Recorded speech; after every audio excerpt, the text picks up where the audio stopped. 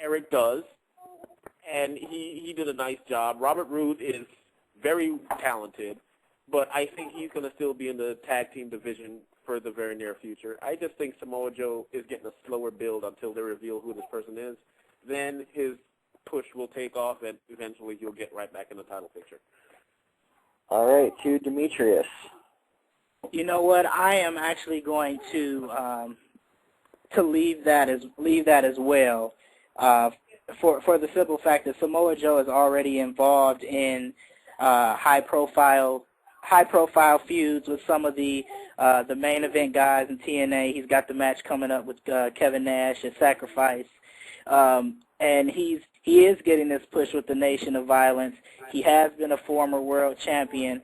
I just don't think that Eric Young, I don't think he's championship material. Robert Roode, however, is, you've heard me talk about him. I wrote an article about him. I think that he will become world champion someday. I just don't think it's going to be before Samoa Joe. Shane kind of alluded to it. You know, Roode is still involved with Beer Money, and they're looking to be feuding with Team 3D for a little bit. So, by virtue of default, Samoa Joe will become champion again before the other two guys. And to Daris. You know, Ray, I'm going to have to leave that. Not because of Eric Young. We're going to just throw him out. You just put him in there just to have someone in there. Samoa Joe is in this feud that's about to happen. They're about to bring in his mystery person, which we all believe is Taz. The reason why he's not going to be the champion before these guys is because just like Khali, it was a mistake. It was a mistake for Samoa Joe in a different way because he was much more popular chasing the title than actually wearing the title. So for that reason, Robert Roode has something brewing. Yes, he's in Beer Money, but the TNA is already forming a bunch of other tag teams to replace Beer Money, to replace that status that they've reached. That'll free up Roode to turn on James Storm and become one of the top heels. He's got the Rick Rude, Kurt Hennig vibe to him. He's got the size, the look, and the mic work. He has all the tools he needs to be world champion. And you put that against Samoa Joe's inability to hold the title, plus there's a bunch of other feuds that Samoa Joe can, stay on top without having to get the belt, where Robert Roode would be elevated by the belt. That's why Robert Roode will get the belt before Samoa Joe.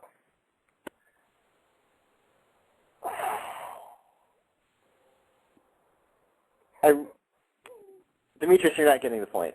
I'm not getting the point, but let me say this. Robert Roode, if anybody turns on anybody, it's going to be James Storm turning on Robert Roode.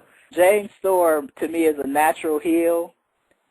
Robert Roode would probably make a better face than heel, to me. But I'm not getting the point, Ray. Stop arguing. No, the point goes to Shane, and it's not that I agree with him. I think Robert Roode or Eric Young will, or at least should, get the TNA belt before Joe gets it back. But with how much TNA has invested in Samoa Joe, and with the fact that he's kind of around the guys who are fighting over the belt, it just seems like it would make more sense.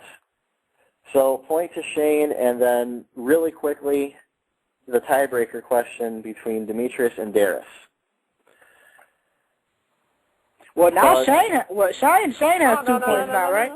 No, I only have one. I'm out. Oh, okay. All right. Calm down. Keep your pants on. Sorry. All right, very quickly. The Santina storyline has obviously died, and while it might work for less skilled wrestlers like the Bella Twins or Alicia the Hair Fox, it can't be sitting well with the more talented stars that have been established in WWE or even recent TNA transfers like Gail Kim. So, to Daris first, take it or leave it, barring a swift end to the entire Santina storyline, we will see a mass exodus of women wrestlers from WWE despite the myriad of problems on other promotions. I've got to leave that. You've got other promotions out there. You've got Shimmer, you've got TNA, you've got Ring of Honor, but yet none of them combined can give you the pay or the exposure that WWE is. So it doesn't matter how big of a joke or a mockery they make it, they're still going to go in and out, go in and to try and change that, much like Trish Stratus and Lita did. Before those two came in, it was a joke. It was nothing. Just like it being a mockery made now. You need the talented women that they have. I'll even throw Melina in there, Gail Kim. You know, they have the women that can bring this thing back up to where it was several years ago. So there's no way they're leaving it. Too much money, too much exposure, and it's just a cycle. It'll repeat itself once again. And to Demetrius. You know what? I'm gonna have to leave that. As bad as it sounds, and I know a lot of people dislike the whole Santina angle.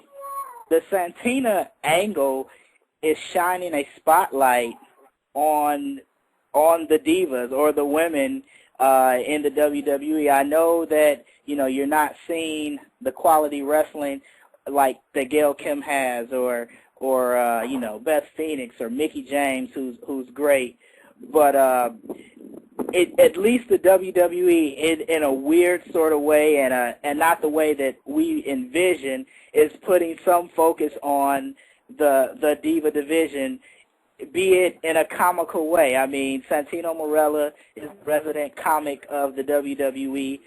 They don't have anything for him to do on the men's side, so he's on the women's side, like I said, shining a little spotlight on the Divas brand. It will go away.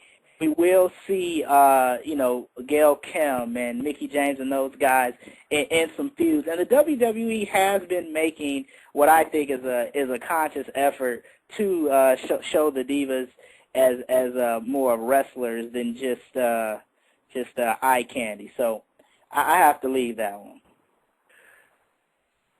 All right.